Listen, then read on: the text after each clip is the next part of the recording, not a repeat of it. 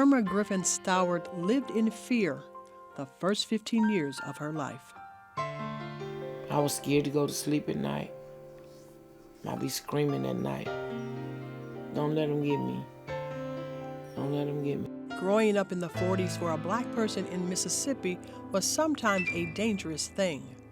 Irma Griffin Stoward grew up in Carthage, Mississippi, and shared her story of growing up in a time of crisis and hatred. It was hard living in Mississippi. As a child, it was very hard for me because the way my parents was treated and the way I was treated, and my sisters and brothers, we had a hard life. But my father, him and the people that he worked for, they were nice and they got along good. So it was good people and it was bad people. Stoward captured this time and place of our history in the book she wrote, The Lily Hill Story. Lily Hill is a wooded area where they take black people and whip them or hang them. And her family experienced Lily Hill firsthand after her father had a confrontation with a white man. He was crying to my mom. He said, I just hit a white man. About an hour later, they came with dogs, trucks, on horseback. And my mama had hit him in the loft. So he kept quiet for a while, but then they went up in the loft and they got him. They pushed my mother down, and she was screaming, please don't kill my husband, please. And so they took my dad out, took him to the Lily Hill, and they beat him. So another white gentleman that was friend of my father's, my mom and my brother and them was screaming, so he said, well, I'll go down there and I'll stop him. He went down there and he stopped him. They didn't kill him, but they had the rope around his neck. He shot up in the air and told them to let him down. So they let him down, but they beat him unconscious. So that was one terrifying thing, seeing my father get beaten. Stoward has put on paper how black people were once treated in America's segregated South. We couldn't, like, we go to the movie theater.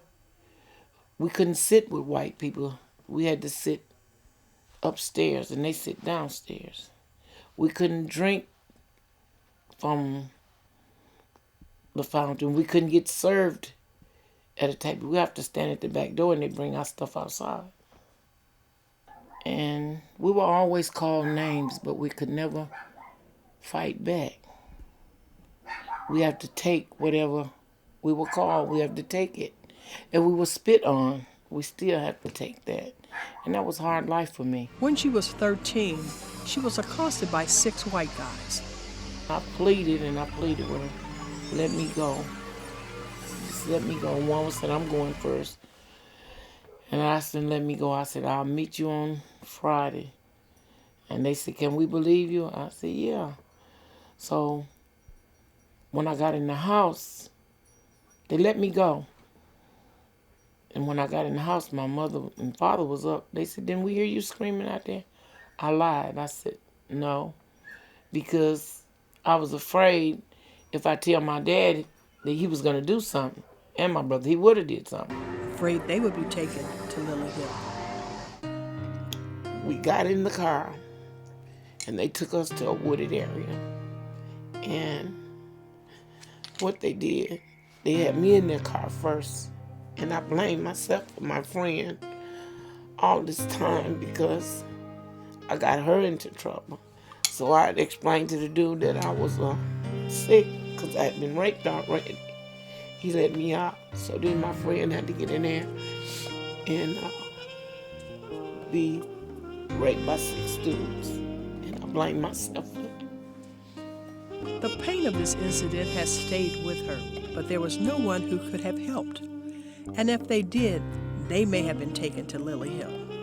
I wrote the book. I wanted people to know about the Lily Hill. They kept that hush-hush. And today, it's still hush hush unless people sit down and talk about it that's been through that. A lot of people are scared to talk about Lily Hill, and I don't know why, but I thought it should be, people should know about it.